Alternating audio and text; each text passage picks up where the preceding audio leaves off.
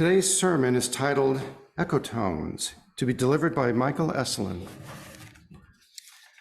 Michael Eselun serves as the chaplain for the Sims Mann UCLA Center for the Integrative Oncology.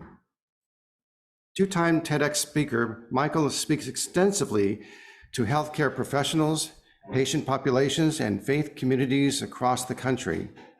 He's also worked as an activist educator addressing anti-LGBTQ bias in the larger community for over 30 years.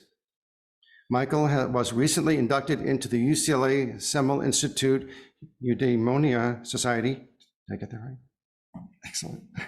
In recognition of having lived a meaning-driven life. He has 4 volumes of CDs available for purchase, so contact Michael even after the service or through his website at www.michaeleselun.com. And now, Michael.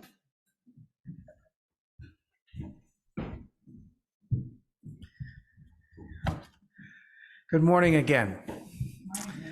A few years ago, my dear friend and colleague at the Sims Mann Center, Lorelei Bonet, was preparing a lecture to give to an upcoming oncology social work conference. What are you going to talk about, Lorelei? I asked. Ecotones, she said. I'd never heard that word before. What, is that some kind of a retro punk environmental cover band? Ladies and gentlemen, let's give it up for the Ecotones. No, she went on to explain it's those transitional zones in nature between 2 adjacent ecosystems or communities, like where a river meets the sea or where like a grassland meets a forest. She was using it as a metaphor for those places that cancer patients often find themselves caught between competing realities.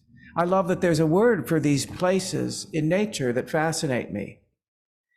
I love it as a metaphor for all of us as we move into life's deeper mysteries, crossing thresholds into territory that is not exactly one thing or another, despite all of our need to see it as such. And yet I find it is in those liminal places that perhaps we find greater access to truth, or maybe even brush up against the sacred. In the summer of 2005, I attended a week-long seminar on Cape Cod with Thomas More, the well-known author and psychologist. He's made his life's work a study of the nature of soul. He constructed the workshop in such a way that we only spent half days together because he wanted us to spend the other half of the day out on the Cape, letting it work its magic on us. He didn't have to tell me twice. I fell in love with the place, particularly the marshes and wetlands, these ecotones that are neither land nor sea, changeable moment to moment with the shifting of the tide. That love affair continues to this day. Every summer ever since, Scott and I spend a week in Provincetown at the very tip of Cape Cod. And one of my favorite things to do there is to float effortlessly on the incoming or outgoing tide. The water is so saline, one can float effortlessly, swallowed up into this magical netherworld.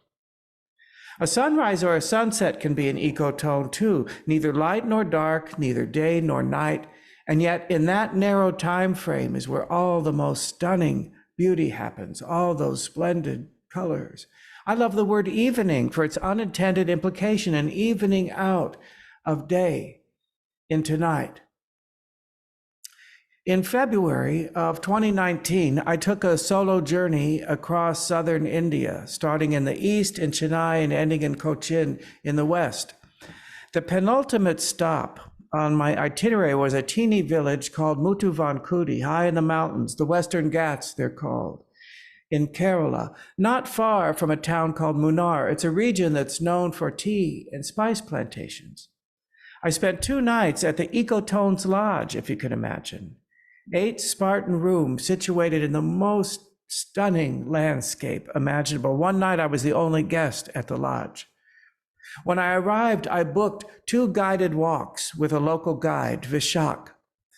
Vishak was 27, bright, curious, engaging, smart, knew everything about every plant and crop and animal, everything about every bird in the neighborhood. He had a wanderer's heart himself, and he dreamed of destinations far from Kerala, though he wasn't quite sure that he had heard of Los Angeles. Our first hike would be that afternoon, a spice and culture walk, it was called. We walked through fields and plantations, through jungles, down lanes, through villages, talking every step of the way about just about everything. We even got caught in an afternoon rainstorm, and we took refuge on one of the villagers' porches. She was so kind, she even brought out a chair for me to sit and wait for the rain to pass. It was an enchanted afternoon. Our next walk would be the next morning, a sunrise walk. He told me he'd pick me up at the lodge at 5:30. So I set my alarm for 5 o'clock, got up, took a cold shower, because 10 more minutes of sleep seemed more precious than the slim chances of getting any hot water. I went outside a little early because Joe, my host, had promised me a hot cup of tea before the walk. The super full moon was still high in the sky, illuminating the landscape in this eerie, silvery glow, casting these moon shadows everywhere.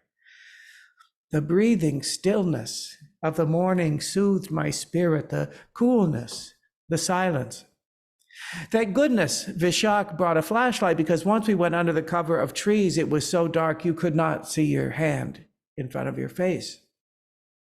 We walked in silence. The only sound was the sound of gravel crunching under our feet. But soon the birds began to awake and call out to one another, and then there was the call to prayer from a nearby mosque. And as we stepped a bit further, there was a gong and chanting from a Hindu temple. Once we came back out from under the canopy of trees back into the moonlight, we didn't need the flashlight any longer. Vishak took a hard left turn up a steep path, said, "This way, Michael." We scrambled up over rocks and boulders until we landed on this enormous plinth, this slab of granite high on this precipice. "We will wait here for the sun," he said. "Okay?" Oh, it was more than okay. I was transfixed by the clouds hovering over the mountaintops around the valley, creating another kind of ecotone. You couldn't tell where the land ended and the sky began. Emily Dickinson once wrote, "I'll tell you how the sun rose, one ribbon at a time." It wasn't like that for me that morning. Soon there was a pink glow that began to emerge from behind one of the mountains, and just then this renegade appendage of cloud swirls up in the sky, its edges catching the hidden sunlight, and it looked like a fire-breathing dragon for a moment, and just as quickly it vanished. And then the sun shone itself and announced the beginning of a brand new day. We sat there for maybe 45 minutes. Soon there was more chanting, men's voices, Latin this time, from the Catholic Church down in the valley beneath us. And when they stopped singing, then the women's voices came in, and then the two blended in the most beautiful harmony. It was a moment of exquisite perfection. "Everyone needs this every once in a while," Vishak said. "Oh, yes, they do," I said. "Vishak, does this ever get old for you? Is this just another day at work?" "No, I like this," he said. "It's never the same way twice." I felt the oddest combo platter of feelings in that moment. Of course, deep gratitude to be able to be here and witness all of this splendor. But also, I'm embarrassed to say, as one who is greedy and always wants more, I felt this urgent need to imprint my memory with every smell, every color, every sensation, knowing full well I will never pass this way again. And that, of course, is true of every moment in which we live, isn't it? But somehow it seemed more true on that slab of rock. But as that greedy guy who always wants more, I always found myself reflecting about time and thinking, even with the best of luck, the years I've got left for me are fewer than the years I've had some of the clothes in my closet. So there was this kind of longing for more and tears, but also a longing for those I loved most, wishing they could be with me in this moment, witnessing all this beauty, especially my mom. Vishak, do you know what that word means, Ecotones, the name of the lodge where I'm staying? Yes, I think it means like eco-friendly, no? I said, no, it actually means a place in nature that is neither one thing or another, a boundary, like where a grassland meets a forest or a river meets the sea, or where your life as different as it is from my life, meets right here on this rock, right now, just for this moment. Yes, he said. I wasn't entirely sure he understood the depth of my meaning, but I knew I was experiencing something akin to Holy Communion, a sacred connection, an ecotone on that rock. Living with cancer can most definitely be a kind of ecotone. I've walked beside countless folks struggling to know, how do I make decisions going forward? How do I hold this? Do I live as if I have all the time in the world, or do I make my choices as if today is my last day? What if it's neither? And what if it's both? And if I have to live like every day is my last day, how do I live with that kind of pressure to make every moment count, to be so potent and powerful? And wouldn't that rob me of the pleasures of everyday joys? Wouldn't it rob me of the joy of wasting time? The process of dying can be an ecotone too. As anyone could attest who's walked beside a loved one through their dying process, watching them slip away by inches, it's a process that can take years, leaving us to wonder how much of that person is really there that we loved, wondering which one even is the essential self. Such was the case with my mom over the last few years of her life, as dementia enshrouded her sense of clarity, even her sense of herself, only parting every now and then just to give us a glimpse of the mom we knew and remembered, only to be swallowed up again into that fog. Until COPD and a return of lung cancer showed her to the final exit on April 7th, 2019, not long after I returned home from India. I saw her for the last time on March 30th that year, 8 days earlier. A year earlier, May 2018, Scott and I went to see her. She lived on the Central Coast near Morro Bay. It was Mother's Day. We took her out to lunch in San Luis Obispo and walked around a bit, and then we just parked it on a bench in front of the mission there in that plaza. It was exasperating, yes, to listen to the same closed loop tape of complaints and frustrations and disappointments. Anecdotes I'd heard 10,000 times before. But still, it was a gorgeous day, and it seemed far more pleasant to sit here and have this conversation, if you will, than to sit in her mobile home for endless hours in front of HGTV. But just then, an idea dropped into my head from some other place altogether. 16 years earlier, after she had survived lung cancer treatment, I took a couple days off from work to go visit her with the express purpose of interviewing her exhaustively on videotape about her life. In those 2 days, we made almost 6 hours of tape. I had never watched the interview, but the idea occurred to me, hey, Mom, you want to go back to your house and maybe watch that videotape of that interview of your life? Of course, she had no recollection that we ever did the video or that the interview even existed, but she was game. Sure, honey, that sounds like fun. Let's do that. My intention was twofold. I wondered what kind of gift might there be for my mom to give her her story back to herself. Might there even be a kind of magic in that?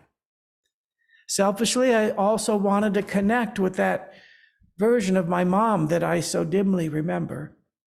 And I know that's not true because I do remember her. I just couldn't connect that version of my mom with this very disappointed and frustrated, angry old woman in front of me, her shadow just spilling out everywhere. That afternoon and evening, we got through 4 hours of the interview in 2 sittings. My mom was transfixed by the whole enterprise, though quite confused. Now, where was this done and why did we do this? She would ask, asking only inches away from where the video camera had been set up. Look, Mom, it's your same chair. It's the same doorknob on your front door over your shoulder. But still, she was enthralled. I just can't get over this. I know it's me up there, and I remember these stories when she's telling them, but I can't quite get it that that's me because she seems so professional-like. I know, I was shocked too. But the hour grew late and she was tired, so we all went to bed. The next morning, she had no recollection whatsoever that we had watched the tape or that it even existed. A month later, Scott and I went to see her again, and we watched the last 2 hours. This would be a far more intense experience for a host of reasons. I'd long forgotten that her late beloved Glenn made a surprise appearance in the middle of the interview. What a treat to see his charming, cheerful self. "Oh, there's my Glennie," Mom howled. "Hi, honey." I did remember that she closed the interview with a rather tearful valedictory to each of her 3 kids, wanting us to remember above all else how much she loved us. In February that year, my sister Terry threw my mom the most magnificent 90th birthday party. What a wonderful, wonderful evening. Shortly after, she began to decline sharply. And after a few days in the hospital and a few days in rehab, she was sent home on hospice care. Just to give my sister Terry a break, who had done all the heavy lifting with respect to my mom's care, a truly heroic job, I took a couple days off from work to go relieve Terry and take care of my mom. I knew that this would likely be the last time I would ever see her, though she did not. She did not understand that she was on hospice, nor that she would not be getting any better. I, of course, had my hopes and expectations of how I wanted that time to be. I wanted to be so fully present and aware and conscious, awake to the gravity of this threshold we were crossing together. I'm sure it will surprise no one here to know that life doesn't always give us what we want. Once she got home from the rehab, she was so confused, disoriented in a way. I mean, I know this is my house, but was my bedroom always here? Was there always a window on that wall? Was my TV always in the corner? In the oddest way, I was having a parallel experience of disorientation. Is this really my mom? Is this really the last time I'm going to see her forever? I was present to her as a caregiver, as a chaplain of sorts, but not as her son exactly. I just couldn't quite connect to the emotional gravity of the threshold we were crossing together. I was so busy dealing with the next task, getting the next sets of meds ready, preparing the next meal, answering the same question 3,000 times as patiently as I could. But not as her son exactly, but I was present to her. In the spring of 2006, thanks to my husband, Scott, I took my mom on a week-long trip to Spain. We had the most wonderful time. We were in Cordoba, and we were walking back to the bus stop to catch it back to the hotel, and there was a bit of a chill in the air, and we're on the shady side of the street. So I said, "Mom, why don't we cross the street over to the sunny side?" And just like that, we both broke into a spontaneous song. Grab your coat and get your hat. Leave your worry on the doorstep. Just direct your feet to the sunny side of the street.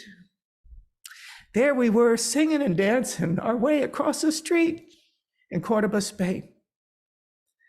Well, that last day I had with my mom, we were seated at her kitchen table, and I was reminiscing with her about some of the trips we had gone on together, and I was reminding her of that trip and of us singing that song. And we sang the song again one more time, and she knew every word. That too was a kind of an ecotone, a bridge between our very disparate realities in that moment, which weren't so disparate after all. But still, the moment I had dreaded since I was 4 years old. And the nuns at Our Lady of Mount Carmel Church in Long Beach explained that we're all going to die. Even my mom. Well, that day was here. And I wasn't there for it. Not in the way I wanted to be. But we did have her song. That August, after she had died, Scott and I had our week in Provincetown. I was huddled under my beach umbrella, tucked into the side of a sand dune in the pouring rain, watching the tide come in over the marsh, waiting for it to get deep enough for me to go swim, float on the marsh. Like my mom, I had always loved the rain. That afternoon, I was the only one out on the beach at Herring Cove. Earlier that morning, my brother Steve had sent me and my sister an email that had a poem he had come across that my mom had written. And he had sent it to us. My mom had always written poetry ever since she was a lovesick teenager, working as a cashier in the old Egyptian theater in downtown Long Beach, alone in the box office and in life, it would seem.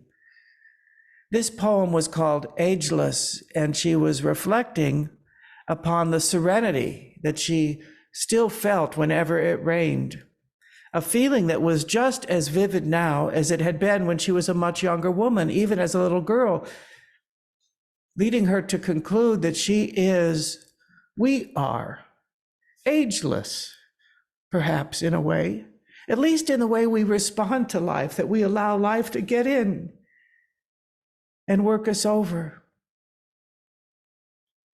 In recent years, it had been harder and harder to ever connect to that ageless part of my mom. And now that she's gone, it's hard to know which version of my mom I'm even grieving at any point in time, which was the true version. I sat there on the beach, soaking wet, staring at my phone, reading and rereading that poem, trying so hard to connect to that part of my mom. And I just couldn't. But my friend Rosa reminds me that a womb is an ageless place too, a place that is neither existence nor non-existence. Definitely an ecotone. Michael, there you were, huddled into that earthly womb of that sand dune, soaking wet next to a marsh. What better place could there be to sit and contemplate your mother? That experience, that bridge between realities that is the ecotone, can be, I think, what one of my patients once called a God moment. A moment in which not much really happens, but the stuff and business of life simply falls away, leaving room and space for awareness that this moment is all that there is.